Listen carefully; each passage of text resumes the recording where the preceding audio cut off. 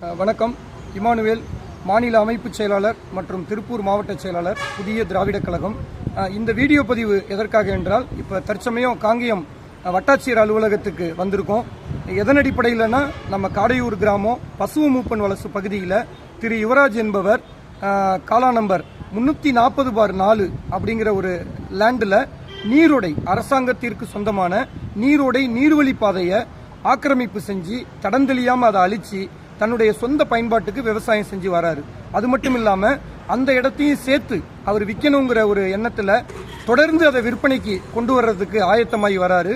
இது சம்பந்தமான வழக்குகளையும் சென்னை உயர்நீதிமன்றத்தில் தொடுத்திருக்காரு. நாங்கள் கடந்த 2023ஆம் ஆண்டு மாவட்ட ஆட்சியாளர்கிட்ட 340/4 அப்படிங்கிற அந்த லேண்டில் நீரோடை ஆக்கிரமிப்பு இருக்கு, அதை நீங்க உடனடியா அதை அளவீடு செய்யணும்னு சொல்லி ஒரு கோரிக்கை வச்சிருந்தோம். அதை தொடர்ந்து 2023, 2024, 2025 இப்ப 2026 வரைக்கும் எங்களுடைய தொடர் போராட்டத்தை நாங்க கொண்டு போறோம்.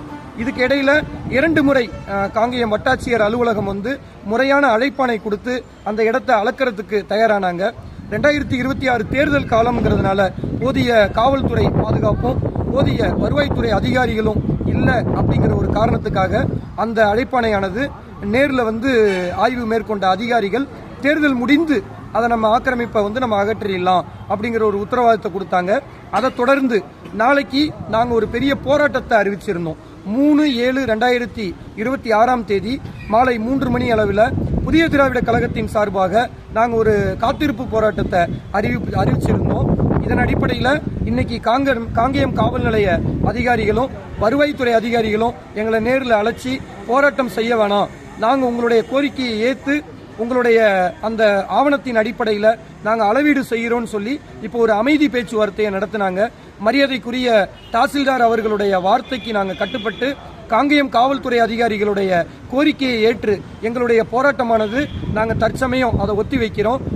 தாசில்தார் அவர்கள் வருகின்ற 15/7/2026ஆம் தேதி முறையான காவல்துறை பாதுகாப்புடன் அந்த பகுதியை அளவீடு செய்வதாக எங்களுக்கு ஒரு உத்தரவாதம் கொடுத்திருக்காங்க.